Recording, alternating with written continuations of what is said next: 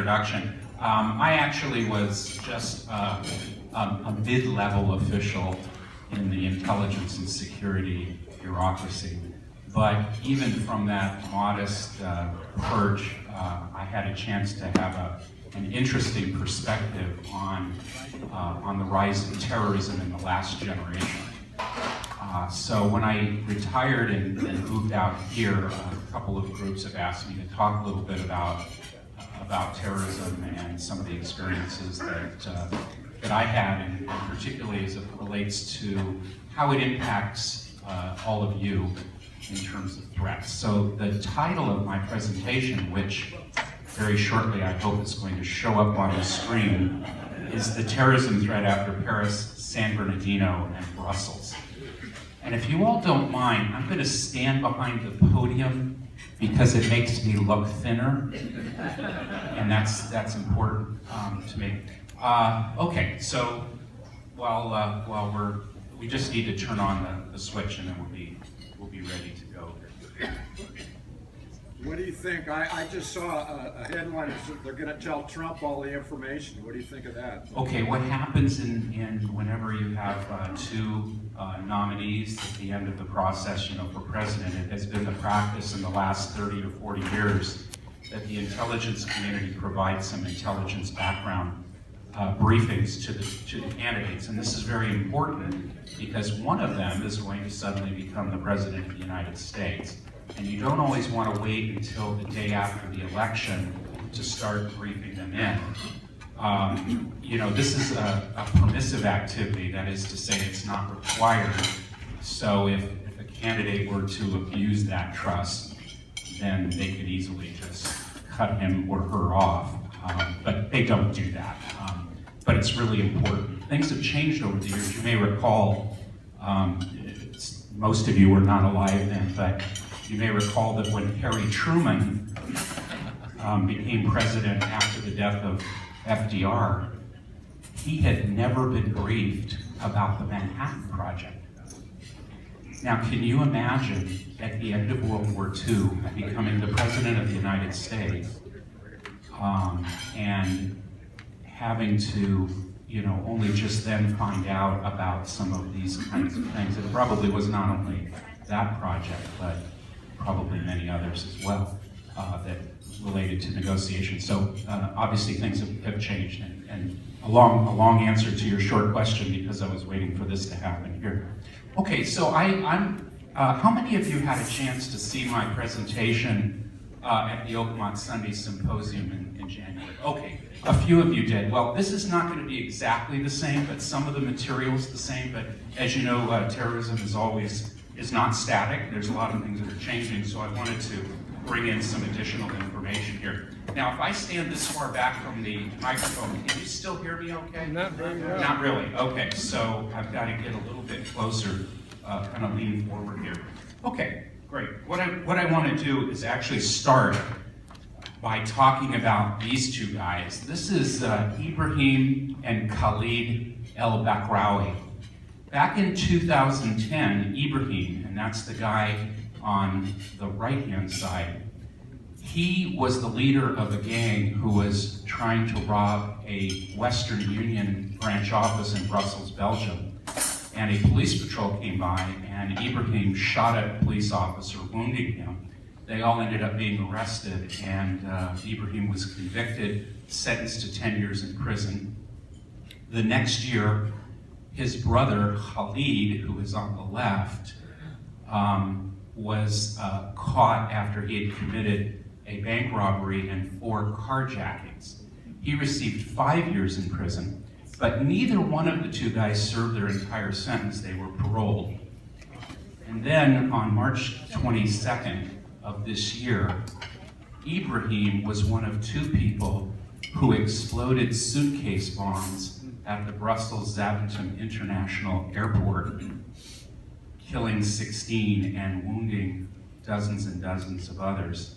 It's one of the worst terrorist attacks that has struck Europe, and certainly on par with the Paris attacks that had occurred before. About an hour and a half later, his brother Khalid exploded a bomb on the rail car here at this Malvi metro station in central Paris. And that also killed 16 and wounded dozens of others. These bombs were actually nail bombs. Those are designed to cause the maximum amount of carnage to people, because the explosive propels these nails for quite a distance and can be very, very devastating to people. This was the worst terrorist attack in Belgium's history and came just 4 months after the Paris bombings. Very, very serious kind of situation. What I wanted to talk about today was a little bit about these threats, because you've heard about these attacks lately, and I want to talk about how that plays now for the United States. So I'd like to go over the threats from the foreign perspective, what's happening abroad, and then what's also happening here in the United States. Because actually the threats are really different, and this doesn't suggest that we have nothing to worry about, but there are differences between Europe and the United States right now, and I think it's important to underline what those kinds of threats are.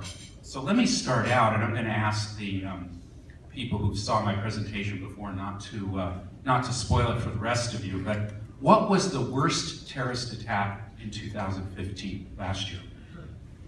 Anybody want to venture a guess? You're just called out. What's the worst terrorist attack in 2015? Well, that was Ukraine. Okay, he's talking about this aircraft here. Anybody else? Okay, so this happens to be actually that Russian airliner that was blown up over the Sinai Peninsula in Egypt, which killed 224 people. However, that was not the right answer. The right answer is this one. This was an attack in the village of Baga in northeast Nigeria by the Islamist terrorist group Boko Haram. Some of you have probably heard of Boko Haram. They are actually much more deadly even than the Islamic State. That was the worst terrorist attack because 2,000 people were killed when they went into the village and set it afire and shot everyone, the women and children and men and so forth. A very, very terrible attack. Boko Haram, this is a map. We don't often pay a lot of attention to Africa, especially this part, it's out there, Timbuktu, Upper Volta, whatever. Nobody really focuses a lot of attention. There's not a lot of strategic interests particularly, but they're having a deadly, deadly terrorist insurgency in northeast Nigeria that the government and the neighboring governments of Chad and Cameroon are fighting because these guys are pretty nasty. You may recall that Boko Haram was the group a few years ago that kidnapped 240 school children and basically sold them as wives to the other, fighters. So this is, I wanted to say this to put this a little bit in perspective, that we are often focused on the Middle East and South Asia where some of the worst terrorist attacks are taking place, to be sure. But in Africa right now, Boko Haram is probably the most deadly group. It's a huge rise in the number of deaths, even more than the Islamic State. And when you're more barbaric than the Islamic State, that's really saying something, isn't it? Let me kind of review the bidding for 2015, which was a rough year for terrorism. It started out, and by the way, I'm going to omit in this discussion the numerous attacks that have occurred in Iraq, in Syria, and in Pakistan. And the reason I'm doing that is because those three countries are, and Afghanistan, so those four countries, beg your pardon, because they are involved in insurgencies at various levels, and these insurgencies are like civil wars, so they become extremely brutal, and there's a lot of attacks. Many of them are terrorist attacks, some of them are just part of the insurgency. So I'm going to put those to the side and focus on those that have occurred more outside. This attack here that occurred in January of 2015 in Paris on the offices of Charlie Hebdo, that was a satirical magazine. Two individuals came with automatic weapons. That's Saeed and Sharif Kouachi. They are French citizens of Algerian descent who felt that the Prophet Muhammad was being insulted, and so they attacked. So that killed 12 people, and you may have seen the people of Paris rally around the people, the victims, and you probably saw, Je suis Charlie Hebdo and so forth. A couple of days after the Charlie Hebdo attack, there was a different attack conducted by this guy, Amadi Coulibaly, who was a Muslim from Mali, although he is also a French citizen, and he basically took a hostage barricade situation in a kosher Jewish deli in the Porte de Vincennes in the suburbs of Paris. He ended up killing 4 people before the assault forces came and shot and killed him. So this happened only a few days after the Charlie Hebdo attacks. Moving to Libya, which has been falling into basically a failed state situation here. This group, an Al-Qaeda related group, remember Al-Qaeda? We've been talking a lot about the Islamic State, but Al-Qaeda is still out there. This was an Al-Qaeda group that attacked a hotel popular with foreigners in Tripoli and killed 10 people, including 1 American contractor. And I mention this again because these are places where foreigners like Americans go and can be subject to attacks because for some of these terrorist groups, striking foreigners is a very attractive target. In March of last year, another devastating terrorist attack, this time taking place at the Bardo National Museum in Tunis, in the country of Tunisia. It killed 38, mostly foreigners, and this is a very major tourist destination for Europeans, and the Bardo National Museum is quite famous. So you're hitting Tunisia where it hurts the worst. These countries rely on tourist revenue to support their economies, and that is exactly why groups like Al-Qaeda and ISIS go after such groups. So this was already by March, we have these attacks. And then in June, you may recall that this individual, who's seen here in this video with his automatic weapon, went up and down a beach at a hotel in Sousse, popular with foreigners. More than 30 were killed in that attack, mostly British citizens, and just massacred them as he walked up and down the beach. Back in the United States, we also suffered an attack that the FBI has finally considered a terrorist attack, and this was the shootings at the Armed Forces recruiting centers in Chattanooga, Tennessee.